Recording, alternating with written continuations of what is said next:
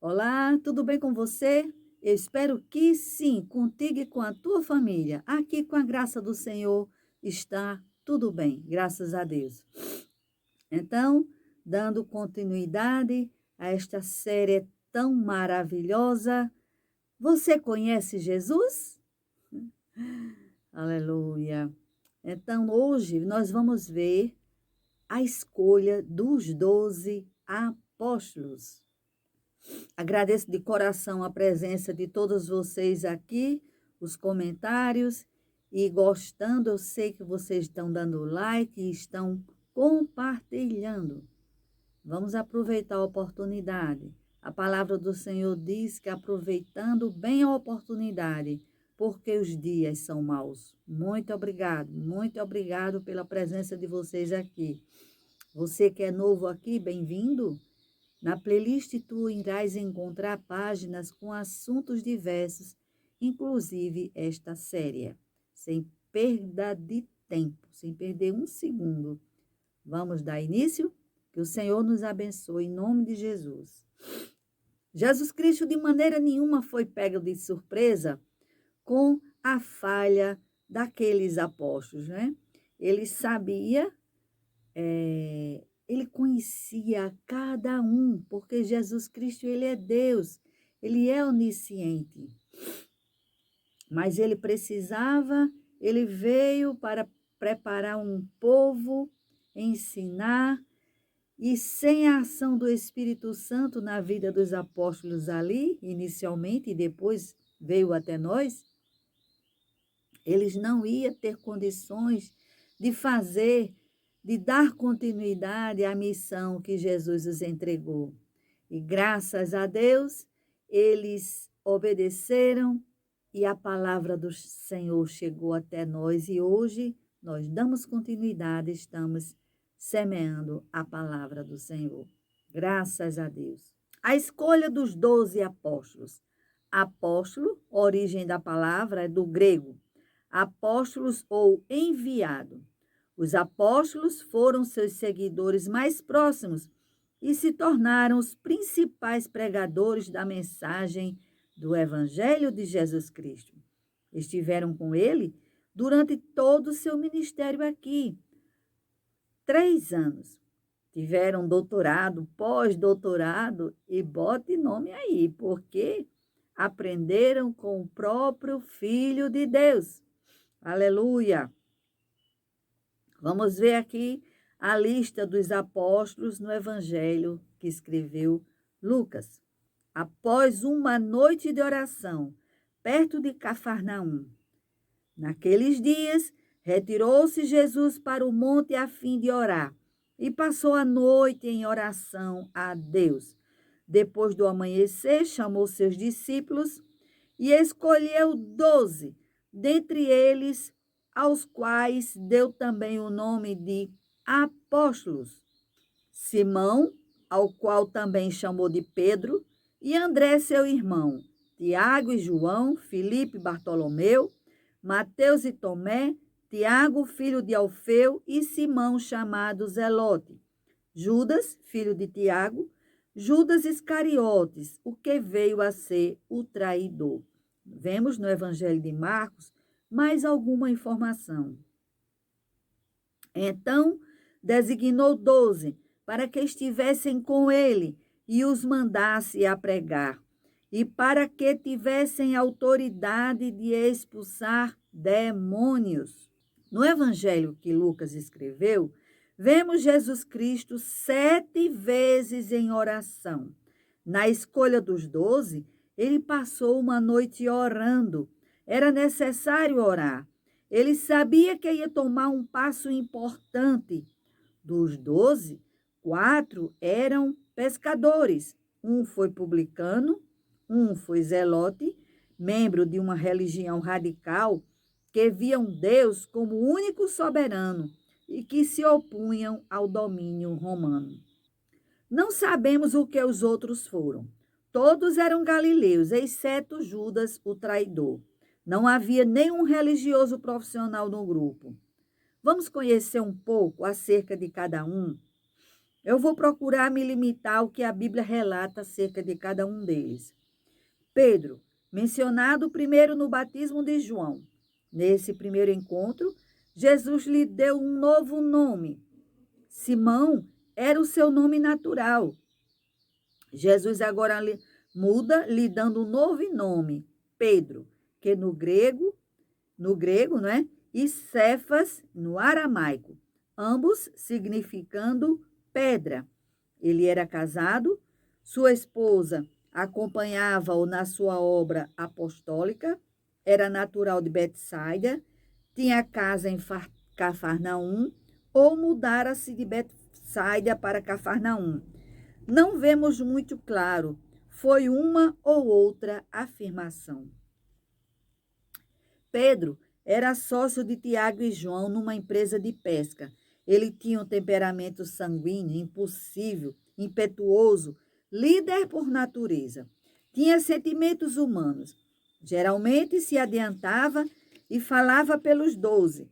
Seu nome Rocha indicava o seu caráter, força de convicção, coragem, ousadia, embora ter negado o Senhor 3 vezes seguidas, e outra vez dissimulou em Antioquia. Paulo se lhe opôs face a face, porque Pedro havia se afastado dos cristãos gentios e não comia mais com eles. Pedro, no início, achava que Jesus veio apenas para os judeus. Precisou ser repreendido por Deus por meio de uma visão que ele teve. E ali, por 3 vezes, disse Deus a Pedro: ao que Deus purificou, não consideres como imundo, né? Ou seja, eles consideravam os gentios imundos, né? Mas Jesus purificou. Aleluia. Jesus Cristo nos purificou. Aleluia. A palavra do Senhor diz que o sangue de Jesus nos purifica de todo o pecado. E Paulo explica no capítulo 2, em Gálatas, né? Porque Pedro agiu assim. Ele veio apartar-se temendo os da circuncisão.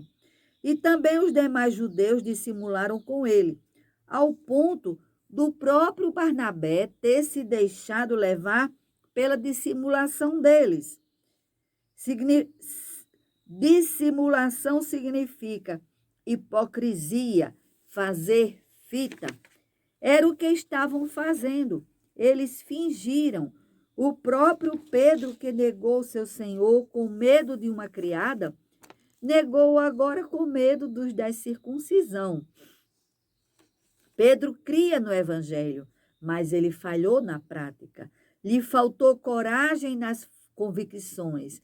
Ambos eram homens de Deus, respeitados, comissionados e com autoridade recebida de Deus.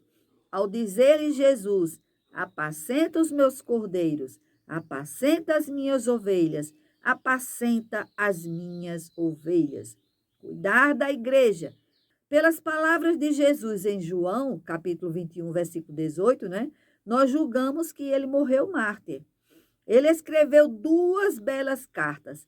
A mensagem da primeira: como poderemos sofrer paciente e alegremente para a glória de Deus. E a segunda: como manter-se puro e leal nos dias de corrupção e a apostasia.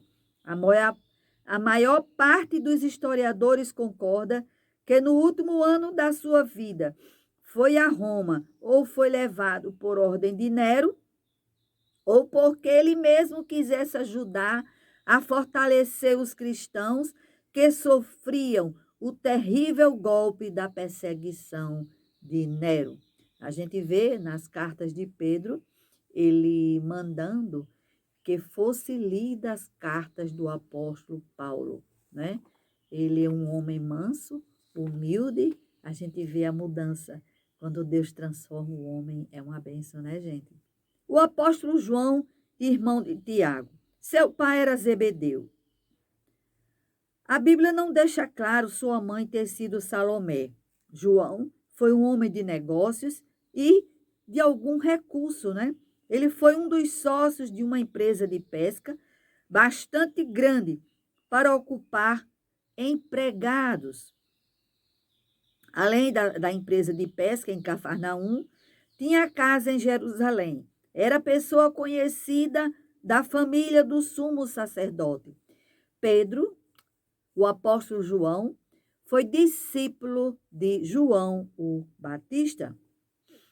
Quando João Batista apareceu no Rio Jordão bradando que o reino dos céus estava próximo, João, filho de Zebedeu, estava pronto a decidir-se a ser discípulo de Jesus. Ele foi um dos primeiros 5 discípulos e voltou com Jesus à Galileia. Depois, ao que parece, regressou à sua pesca. Mais tarde, talvez um ano mais ou menos, Jesus convidou-o a deixar o negócio e seguir em sua companhia. Daí em diante, esteve continuamente com Jesus, tornando-se testemunha ocular do que escreveu no Evangelho. Jesus deu-lhe o sobrenome de Filho do Trovão. O caso de haver proibido o estranho de usar o nome de Cristo na expulsão de demônios e o desejo de pedir fogo do céu para cair sobre os samaritanos. São ilustrações de o que parece, ele tinha um temperamento muito forte, né? Mas que conseguiu dominar-se. Foi o mais chegado a Jesus. 5 vezes é referido como discípulo a quem Jesus amava. Deve ter sido um homem de qualidades raras, de caráter que atraía Jesus, né? Ele e Pedro vieram a ser reconhecidos como líderes dos 12, e apesar de completamente diferentes de índole, geralmente estavam juntos. Durante anos, residiu principalmente em Jerusalém, cuidando de Maria. Segundo a tradição bem firmada, depois da destruição de Jerusalém, fixou residência em Éfeso, que no fim da geração apostólica tornou-se o centro da população cristã, tanto em número como pela posição geográfica. Na cidade de Éfeso, escreveu o apóstolo João o Evangelho, tendo como mensagem Jesus como Filho eterno de Deus. Escreveu 3 cartas e o Apocalipse. João tinha sido banido à ilha de Patmos. Isto ocorreu durante a perseguição promovida por Domiciano em 85 d.C. No ano seguinte, foi libertado e foi permitida sua volta a Éfeso. Aí é a tradição que conta. Pouco se sabe sobre Mateus, também foi chamado de Levi. É mencionado nas 4 listas dos 12 apóstolos. A informação que Mateus dá de si é a de ter sido publicano.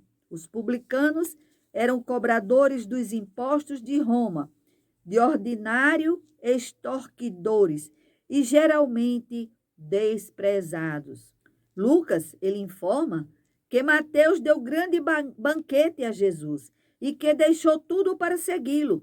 Ele, porém, nem sequer assume as honras desse feito.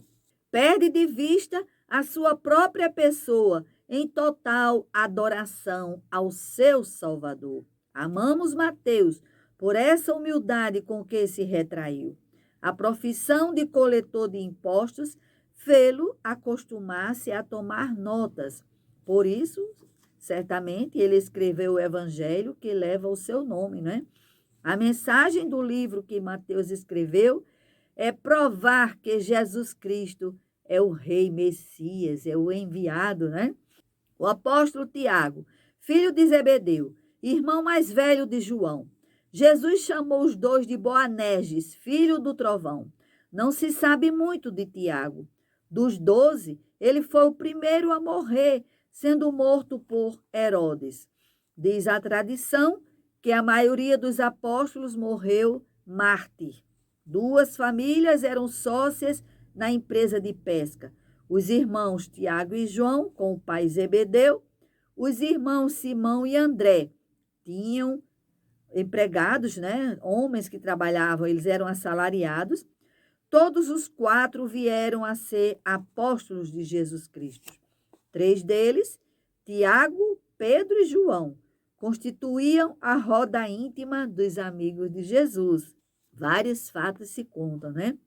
André, irmão de Pedro, era de Betsaida. Ele e João foram os primeiros convertidos de Jesus. Ele levou o irmão Pedro a Jesus. Diz a tradição que ele pregou na Ásia Menor, na Grécia e na Síria, que é hoje a Rússia. Filipe era de Betsaida, conterrâneo de Pedro e André. Levou Natanael a Jesus Cristo. Mentalidade prática, positiva e realista. De acordo com a tradição, ele pregou na Frígia e morreu em Hierápolis. Bartolomeu, seu nome vem do aramaico Bartalmai, filho de Talmai.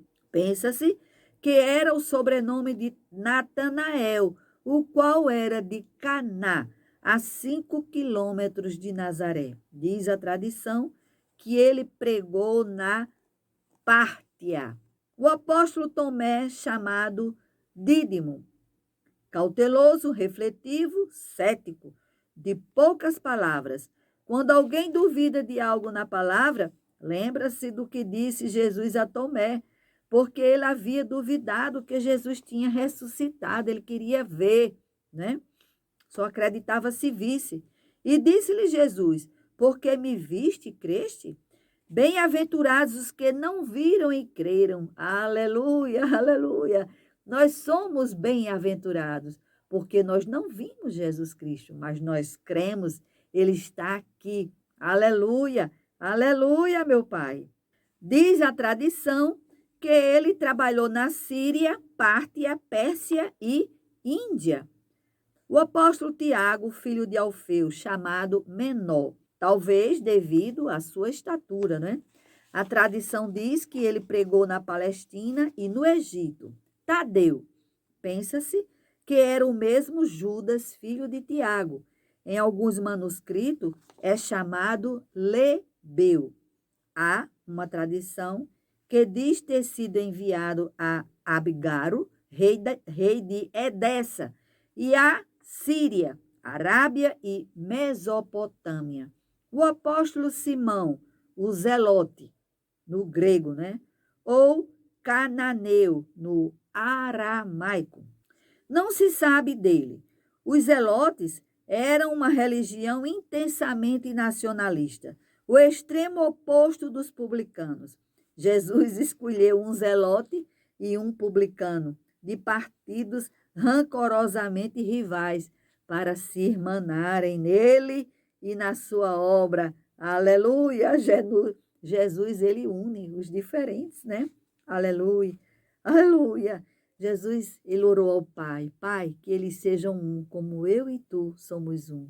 Judas Iscariotes, o traidor, de Queriote, cidade de Judá, o único apóstolo que não era galileu, avarento, desonesto, após seu crime horrendo, enforcou-se, desprendendo-se da corda e arrebentando as entranhas.